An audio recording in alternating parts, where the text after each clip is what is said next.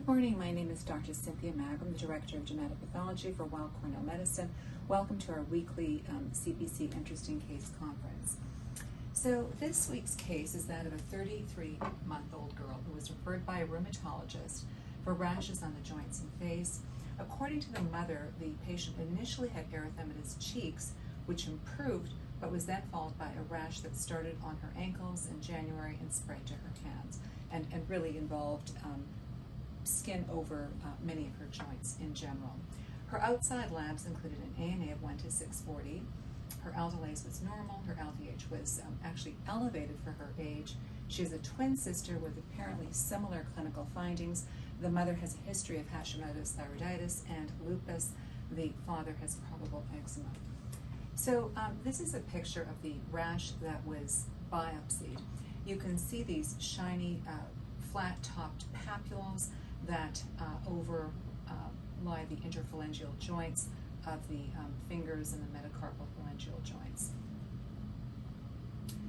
As well, there was evidence of nail fold capillary dilatation, which I don't actually have a photograph of. So a skin biopsy was performed and showed a very striking interface dermatitis that was mediated by lymphocytes. And you can see that the pattern ranges from a very cell-rich or so-called lichenoid pattern to one that is more cell-poor. And this particular photomicrograph really is an excellent depiction showing that hybrid lichenoid cell-rich pattern juxtaposed to areas of cell-poor interface dermatitis. Also noteworthy is the fact that the epidermis is attenuated. So essentially the biopsy showed this atrophying interface dermatitis that ranged from a lichenoid pattern to a cell-poor one. This particular photomicrograph is noteworthy for not only the basilar vacuolar alteration along the dermal epidermal junction, but if you look at the microvessels have evidence of a chronic microvascular injury phenomenon given the corrugated, thickened basement membrane zones, indicative of antecedent episodes of endothelial cell injury that will then be a stimulus for reduplicating the microvascular basement membrane.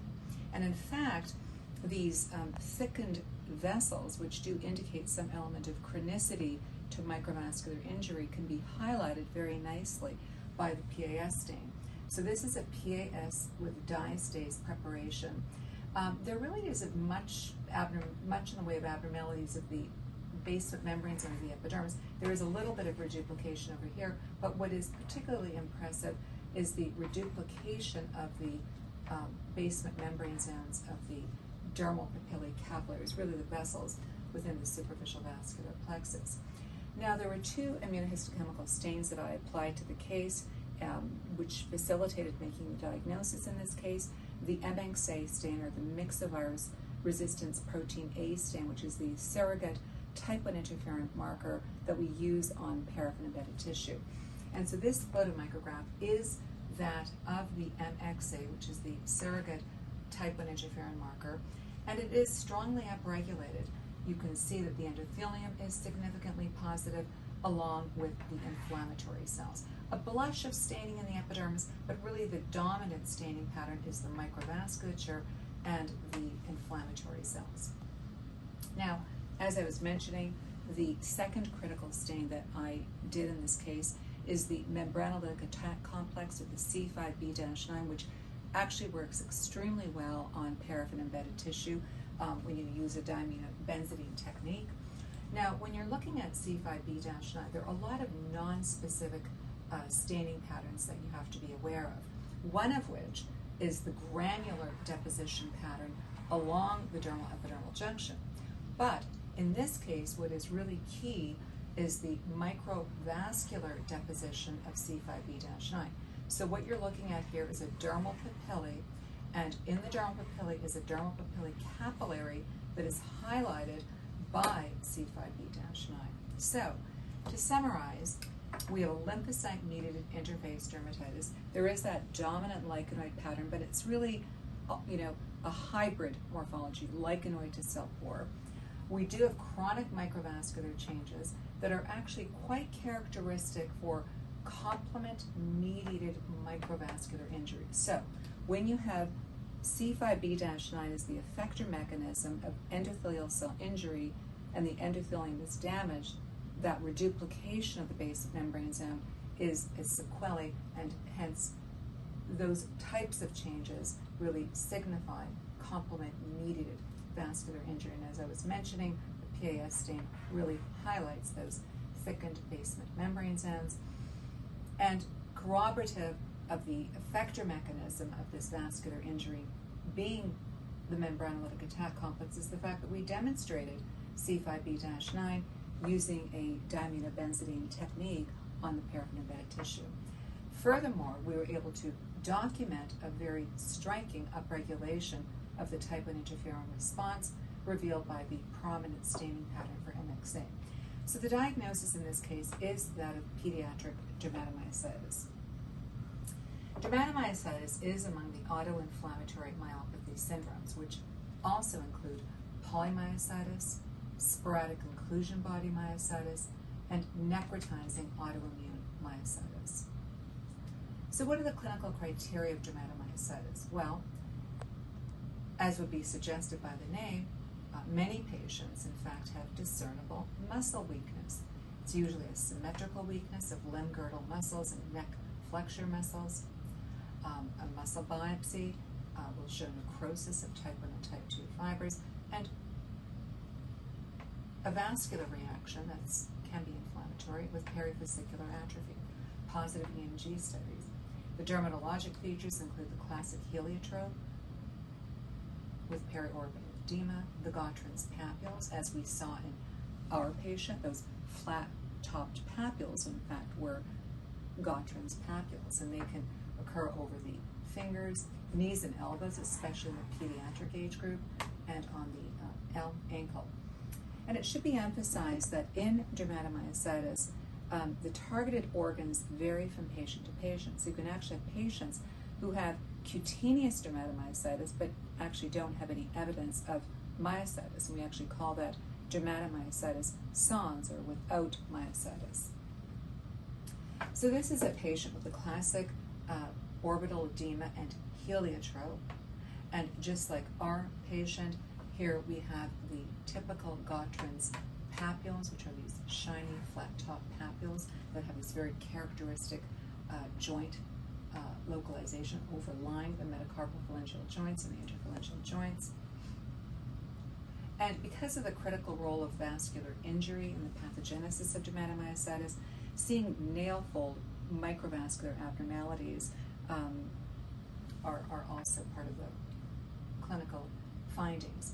The Shaw sign, where you have this reticulated erythema in the upper back, and again, this simply emphasizes the importance of those hand changes in making the diagnosis. Now, a very interesting feature of pediatric dermatomyositis, which is actually very uncommon, is the localization of the Gottron's papule, or the Gottron's sign, which are more diffuse patches overlying the elbow and knee. So what is the baseline histology of dermatomyositis? Well, the baseline histology, in fact, is an atrophying interface dermatitis, but instead of being this cell-rich lichenoid pattern that we saw in our patient, characteristically in adults, which would define the dominant population, the interface is cell poor. The epidermis is attenuated. It's very characteristic to get this striking, corrugated, thickened epidermal basement membrane zone. But very core to making the diagnosis of dermatomyositis are the microvascular changes. And what are they? Well, they include the alterations that I discussed in our case, basically the base membrane zone thickening, but then there is compensatory vascular ectasia. And because these patients have an inability to repopulate the damaged endothelium, they actually have a deficiency in their endothelial progenitor cell population. Eventually the microvessels actually disappear. So one of the hallmarks of dermatomyositis, over and above the chronic microvascular changes with the thickened base of membrane zones, the vascular ectasia, is the disappearance of blood vessels. So you typically see vascular dropout, and the brunt of all these vascular changes, the acute endothelial cell injury, the chronic microvascular changes, including ectasia and BMZ thickening, and vascular dropout, are concentrated in the superficial vascular plexus.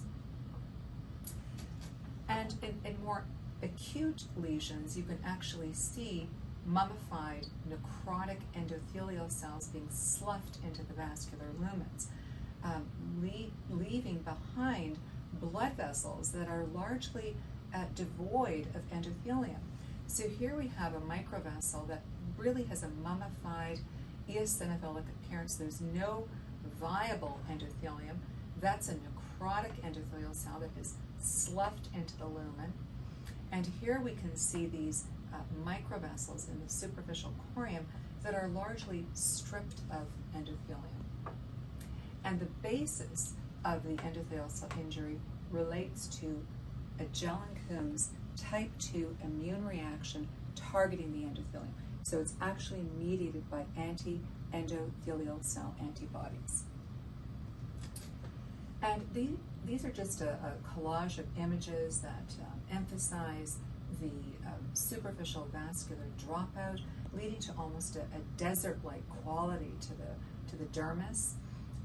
Note the attenuated epidermis, the conspicuous thickened basement membrane zone that has this corrugated appearance, and these microvessels that have strikingly thickened basement membrane zones that almost impart this octopus-like appearance to the vasculature, and really relatively cell-poor.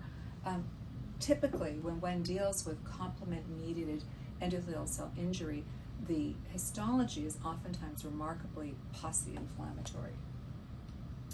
And here is a very striking microvessel. Now, this vessel has repopulated the endothelial cells that were damaged, but related to the many episodes of antecedent microvascular injury is the thickening of the basement membrane zone, producing this octopus-like corrugated, thickened basement membrane zone. And as I was mentioning, there is this problem with repopulating the microvessels that have been damaged by endothelial progenitor cells, so the vessels do disappear. And so here we have an attenuated epidermis, very few microvessels. The few present are largely devoid of endothelium. As I was mentioning, the effector mechanism of microvascular injury and dermatomyositis is the membranolytic attack complex. And some years ago, we studied, MAC and C5b-9 deposition patterns in dermatomyositis. And really, when you look at the classic immunofluorescent profile of dermatomyositis, the hallmark is a negative lupus band test with a lot of C5b-9 within microvessels. And so here we have this nice immunofluorescent photograph from our paper on the direct immunofluorescent profile of dermatomyositis. And you can see that non-specific pattern along the dermal epidermal junction, but then note the prominent granular deposits within the microvasculature for C5b-9, indicative of the role of C5b-9 in the pathogenesis of the vascular injury. And not surprisingly, when you look at the muscle biopsies in patients with dermatomyositis, the same type of microangiopathy occurs. Now, although characteristically the anti-endothelial cell antibody vascular pattern is post-inflammatory, you can also get a lymphocytic vascular reaction. So this case of dermatomyositis, the endomesial vessels, in fact, showed a lymphocytic vasculitis, but the basis is essentially a Jellincombe's type 2 immune reaction targeting the endothelium. Note the prominent deposits of C5b-9 within the endomesial microvessels, reflective of a Jellincombe's type 2 immune reaction. This is just a photomicrograph, actually, of a blood vessel that looks kind of eosinophilic. Why? Because the endothelium is necrotic. When you slough endothelium and you expose type 4 collagen, you activate the clotting pathway, and so this vessel not only exhibits endothelial cell necrosis, but also shows intravascular fibrin deposition. And another characteristic finding in dermatomyositis is the upregulation of interferon expression in the endothelium. This is the MXA stain, showing a very intense staining pattern in the endothelium, and likely the interferon upregulation also contributes to the vascular injury, as I will discuss presently.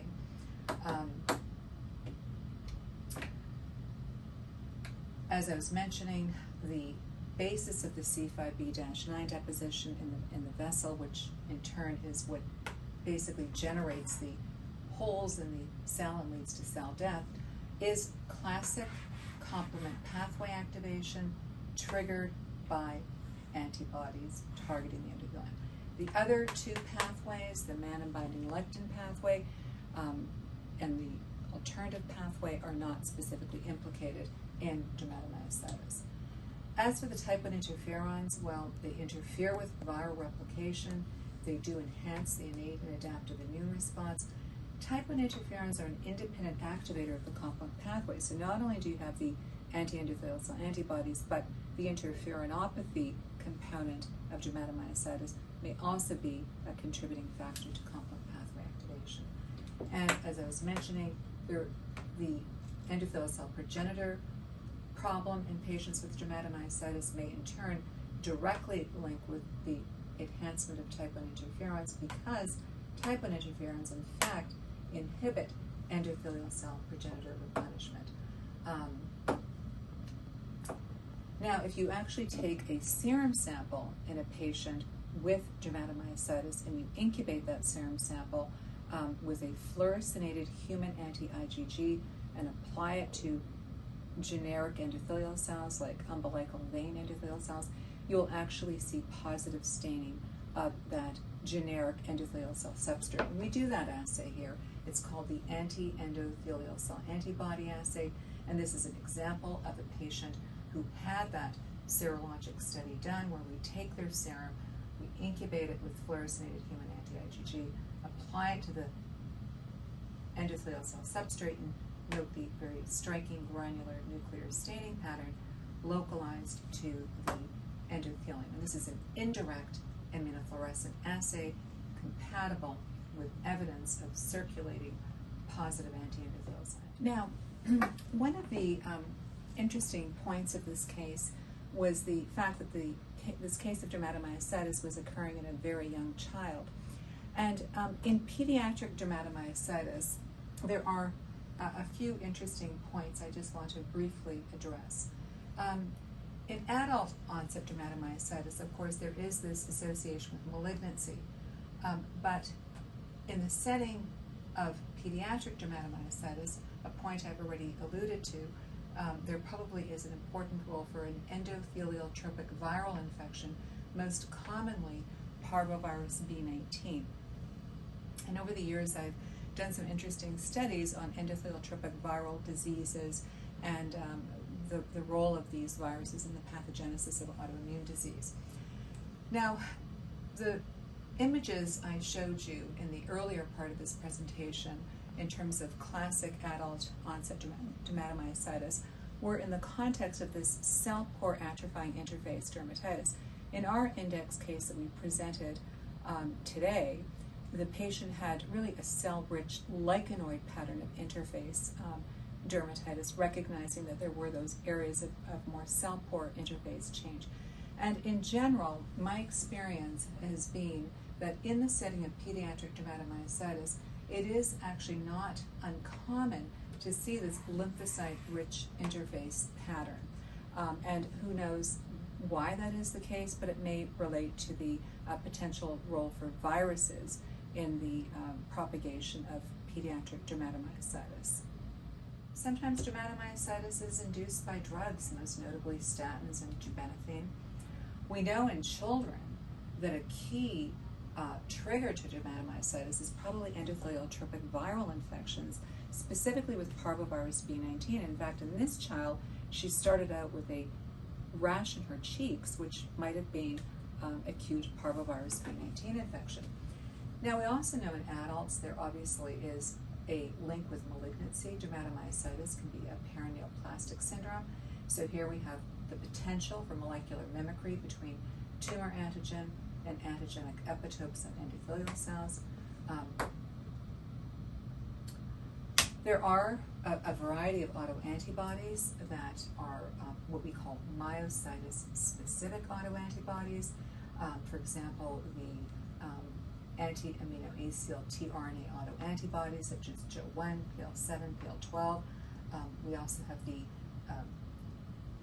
these antibodies really defining a syndromic complex. So when patients with dermatomyositis have these specific antibodies like Jo1 or OJ or PL12, they will have this condition called the antisynthetase syndrome, where they have interstitial lung disease, which, by the way, reflects those antibodies targeting the septal capillaries, leading to septal capillary dropout and pulmonary fibrosis, the mechanic's hands, Raynaud's phenomenon, fever, and non-erosive arthritis. It's not uncommon in adult dermatomyositis for these antibodies to be present, but they're pretty uncommon in children. The anti-Me2 are these patients will have typical cutaneous findings of dermatomyositis without lung involvement or polyarthritis, and it'll be a negative predictor of paraneoplastic myositis. They typically have poikiloderma, flagellant erythema, and a Shaw sign. Anti-MDA5 dermatomyositis, well, in that dermatomyositis, these patients are oftentimes amyopathic, so they have targeted microvascular injury involving the skin and the lung. And in the skin, the severity of the vascular injury oftentimes does manifest as frank ulceration. And the anti-TIF1 antibodies are a strong marker of malignancy. And then, of course, the anti-H and GR antibodies would be a sign of dermatomyositis triggered by statin therapy. I'd like to thank Dr. Josh Moe, who helped me with this presentation, and Dr. Karen Chernoff was the pediatric dermatologist who saw the patient and participated in her care and provided us with those very nice clinical images. Thank you very much, and as you know, the PowerPoint presentation is available to download and utilize in any way you like to use it, be it in the context of your own self-study or if you have a presentation to do. Thank you very much.